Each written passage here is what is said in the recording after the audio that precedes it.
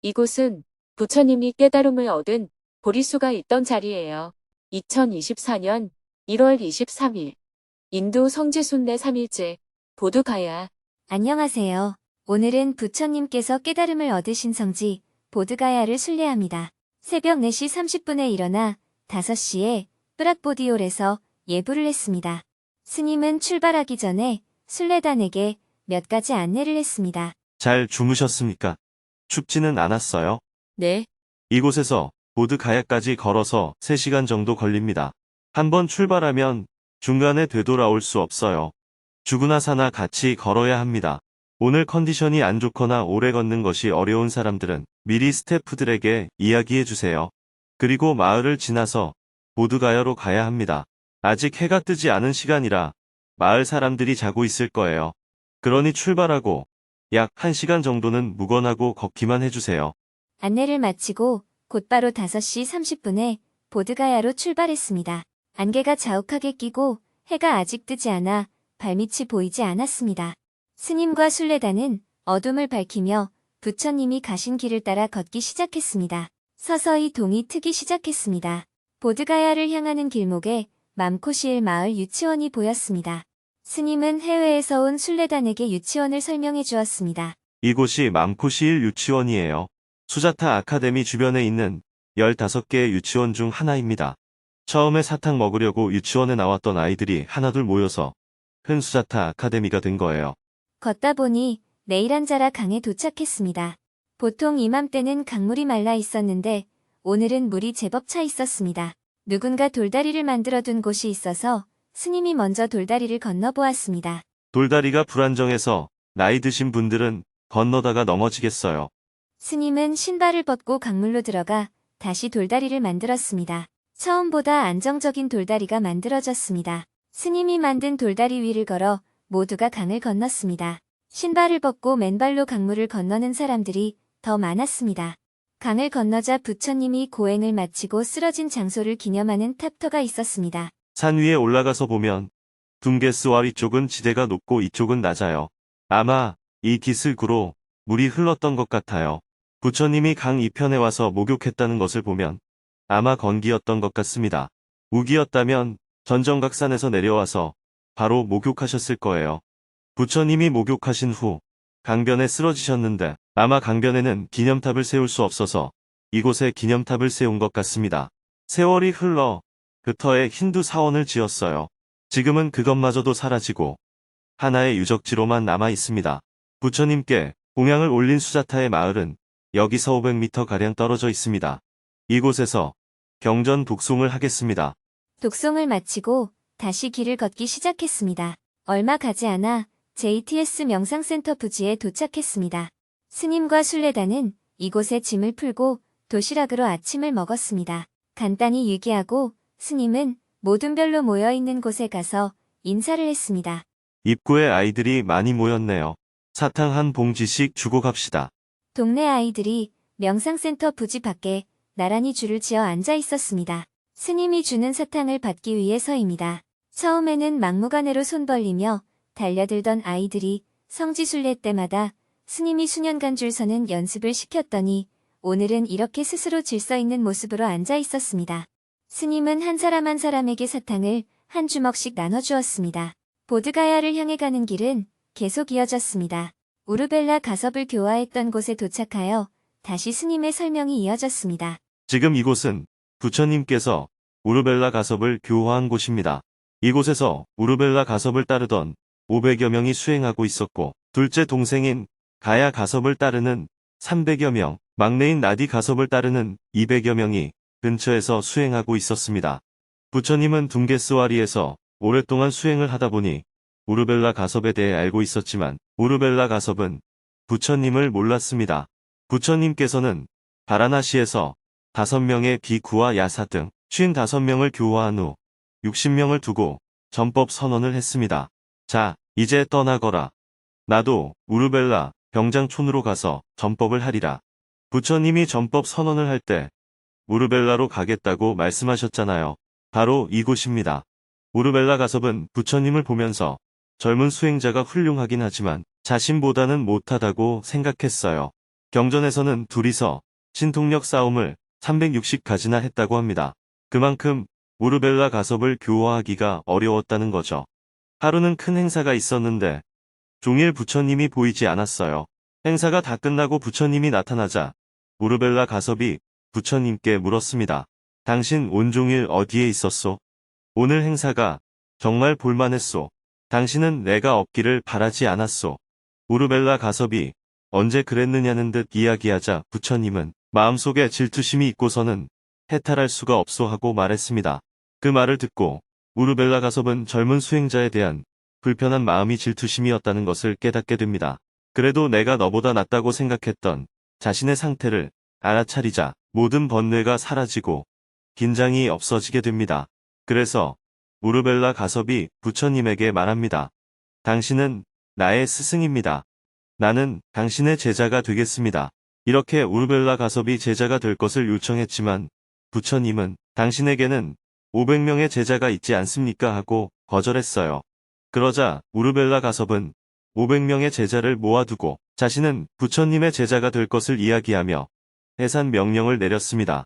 하지만 제자들도 우르벨라 가섭의 뒤를 따라 부처님의 제자가 되고 싶어 했습니다. 우리는 당신을 따르면서 한 번도 불만스럽지 않았습니다. 당신이 따르는 사람이라면 우리도 따르겠습니다. 그래서 500명이 일시에 부처님의 제자가 되었고 가야 가섭과 나디 가섭의 교단도 부처님의 제자가 되었습니다. 이렇게 해서 1000명의 제자가 생긴 부처님은 가야산에서 이들을 모아놓고 마음속에서 탐진치 삼독의 불을 제거해야 한다는 불의 설법을 한 후 함께 나자그라하로 갑니다. 스님의 생생한 이야기를 쭉 따라가다 보니 전설 같았던 경전 속 이야기가 현실처럼 느껴졌습니다. 얼마 가지 않아서 큰 탑이 나왔습니다. 이곳은 수자타 탑입니다. 수자타가 부처님께 공양을 올렸다는 것을 기념해서 수자타의 집터에 탑을 쌓았습니다. 지금까지 우리가 봐왔던 탑 중에서 가장 크죠. 그것은 수자타의 공덕을 크게 기리기 때문인 것 같습니다. 순례단은 수자타 탑을 빙둘러 탑돌이를 한 후 계속해서 보드가야를 향해 갔습니다. 어느덧 순례단은 보드가야 대탑에 도착했습니다. 스님은 순례단이 자리를 잡고 앉자 부처님이 깨달음을 얻기까지의 모습에 관해 설명했습니다. 이곳은 부처님이 깨달음을 얻은 보리수가 있던 자리예요. 부처님께서는 보리수를 등지고 동쪽을 향해 앉아 선정에 들었습니다. 이때 내가 도를 이루기 전까지는 이 자리에서 일어나지 않겠다 하는 결심을 했다고 해요. 이것을 대결정심이라고 합니다. 죽어도 좋다는 마음으로 명상에 들어간 것입니다. 저는 이런 표현은 후대 사람들의 기록일 것으로 생각합니다. 고행 끝에 겨우 중도를 깨달아서 몸과 마음을 편안하게 한 후 선정에 들었기 때문에 죽을 각오를 하고 명상에 임했다는 것은 중도의 가르침에 맞지 않습니다. 이 이야기는 부처님이 나태한 마음으로 정진을 시작한 것이 아니라 집중해서 선정에 들었다는 의미가 담겨 있다고 생각합니다.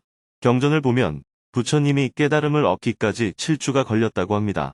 그런데 그 49일 동안에 부처님이 탁발했다든지 음식을 먹었다는 기록이 없습니다. 아무튼 기록에는 부처님이 한자리에서 꼼짝도 하지 않고 49일 동안 선정에 들었다고 해요. 편안하게 몸과 마음의 모든 긴장을 풀고 한가한 가운데 마음을 한 곳에 모아 선정에 들게 되자 몸과 마음에서 과거의 업식인 카르마가 일어납니다. 평소 의지로 억누르고 있던 욕망, 성냄과 같은 과거의 찌꺼기들이 전부 다 일어난 것입니다. 모든 긴장을 놓아버리고 억압된 심리를 지켜보면서 선정에 들었던 마지막 주에 오히려 큰 장애가 나타났습니다. 그것을 경전에서는 마왕의 이름을 빌려서 설명하고 있어요. 깨달음을 얻기 전 마지막으로 일어난 장애. 어느 날 마왕이 궁전에 있는데 궁전이 지진 나듯이 크게 흔들렸습니다. 그래서 이게 무슨 일인가 싶어 신통력으로 내려다보니 저 멀리 인간계에서 티끌보다도 작은 한 인간이 욕망에서 벗어나려고 하는 거예요. 6개 중생들이 삶의 원동력으로 삼고 있는 것은 욕망인데 그것에서 벗어나려고 하니 6개가 흔들렸던 겁니다. 그자가 누구인가 보니 바로 고타마 시다르타였습니다. 그래서 마왕은 자기 딸들을 내려보냅니다. 자제천궁의 처녀들 중에서 가장 아름다운 여인 3명에게 저 수행자를 유혹해라 하고 보낸 거예요. 마왕의 딸들은 보리수 아래에서 수행하고 있는 부처님 주위를 돌면서 유혹했습니다. 고타마여, 이렇게 아름다운 봄날에 혼자서 그렇게 정진하면 무슨 재미가 있습니까? 우리들의 이 아름다운 몸을 보소서. 젊을 때 실컷 쾌락을 즐깁시다. 수행은 늙어서 해도 됩니다. 그러자 부처님은 이렇게 말합니다. 채색된 항아리에 똥만 가득 찬 것들아. 여기서 채색된 항아리란 즐거움을 말하고 그 안에 든 똥이란 괴로움을 말합니다. 이 말은 부처님은 즐거움이 곧 괴로움이라는 것을 꿰뚫어 알았다는 뜻입니다. 그래서 즐거움에 현혹되지 않았습니다. 약이라고 포장되어 있는데 실상은 독이라는 사실을 꿰뚫어 알면 아무도 그 약을 먹지 않는 것처럼요. 부처님이 손가락으로 여인들을 탁 가리키니 아름다운 여인들은 노파로 변해버렸습니다. 새 여인은 부끄러워하며 물러갔습니다. 이때 젊은 여인은 즐거움을 상징하는 언어이고 노파는 괴로움을 상징하는 언어인 거예요. 마왕의 유혹을 요즘 식으로 해석하면 이렇습니다. 부처님은 6년 동안의 고행을 통해 두려움과 욕망에서 완전히 벗어난 것 같았지만 그것은 긴장에서 억눌렀던 것일 뿐이었습니다. 이제 모든 긴장을 푸니까 심리의 기저에 남아있던 욕망이 마지막으로 드러난 것이라고 볼 수 있습니다. 마왕은 고타마를 유혹하는 데 실패하자 두 번째 방법으로 협박을 합니다. 1,000명의 아들에게 공격 명령을 내립니다. 그러자 1,000명의 천군이 창과 활을 들고 불을 뿜으면서 고타마를 공격했습니다. 그런데 부처님은 그러한 공격에 아무런 두려움이 없었습니다. 그들에 대해 어떤 미움이나 원망도 없었습니다.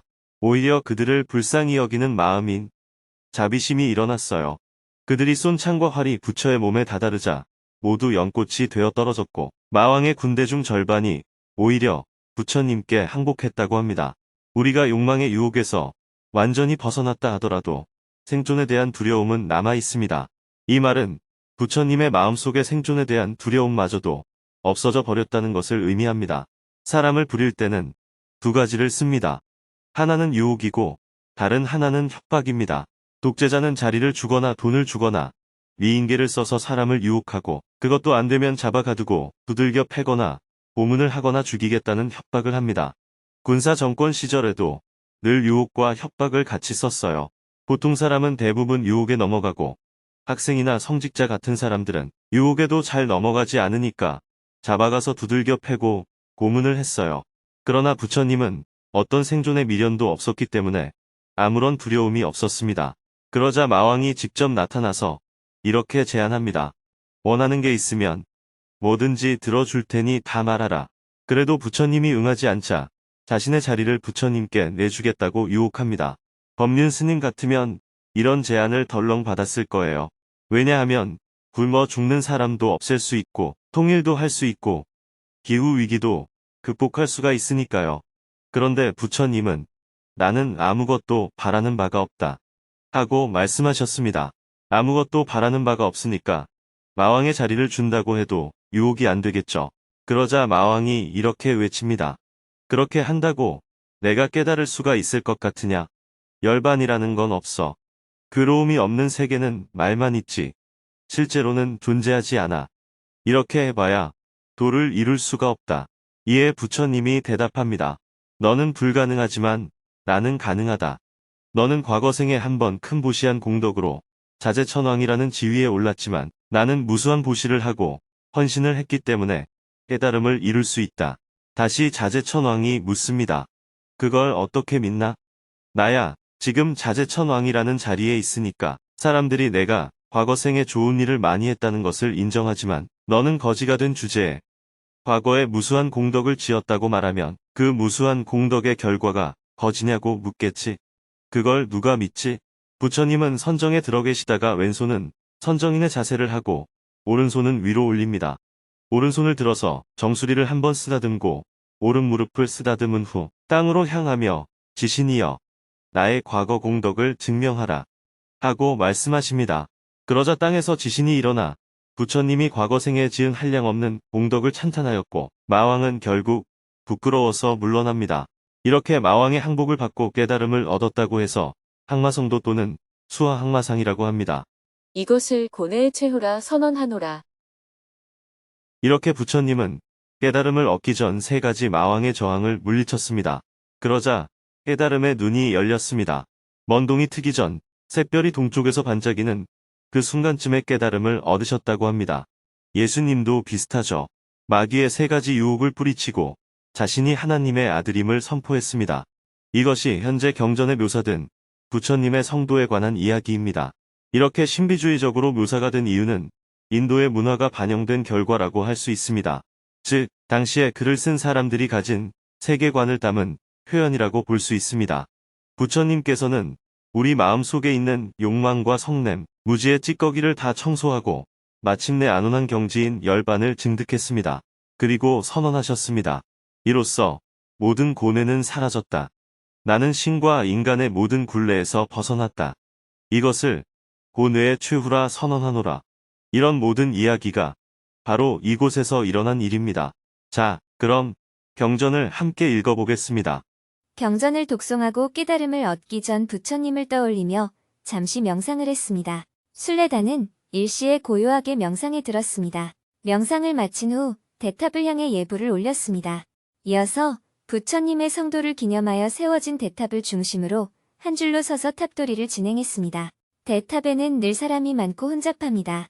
그러나 탑도리를 시작하는 스님의 발걸음은 그저 묵묵하고 덤덤합니다. 한 발 한 발 천천히 탑 주위로 500명의 연불 소리가 메아리가 되어 울렸습니다. 탑도리를 마친 후 자리에서 일어나 차량별로 법사님의 안내에 따라 대탑 주위를 둘러보았습니다. 부처님께서 깨달음을 얻은 후 7주간 머무셨던 장소에 표지판이 세워져 있습니다. 하나씩 돌아보고 법사님의 설명을 들은 후 대탑 순례를 마쳤습니다. 대중이 다 모이자 가야산으로 출발했습니다. 오후 4시에 가야산에 도착하여 스님의 설명을 들은 후 산에서 내려왔습니다. 오후 5시에는 수자타 아카데미에 도착하여 주인도 한국대사관 총영사님과 미팅을 하며 대화를 나누었습니다. 저녁 7시에는 뿌락보디올 강당에서 저녁 예불을 함께한 후 수자타 아카데미 사업보고 및 활동가 소개 시간을 가졌습니다. 학교, 마을 개발, 병원에서 활동하고 있는 인도인 스태프들을 소개하고 선물을 전달했습니다. 이어서 보광 법사님으로부터 수자타 아카데미의 역사와 현황을 들었습니다. 오늘은 새벽 5시부터 종일 외부 일정이라서 모두 피곤한 듯 했습니다. 스님은 오늘 저녁 말씀을 짧게 하고 순례단이 일찍 쉬도록 했습니다. 학교 식당에서는 벌써 내일 개교 기념식 식사 준비로 바빴습니다. 내일은 수자타 아카데미 개교 30주년 기념 행사를 종일 할 예정입니다.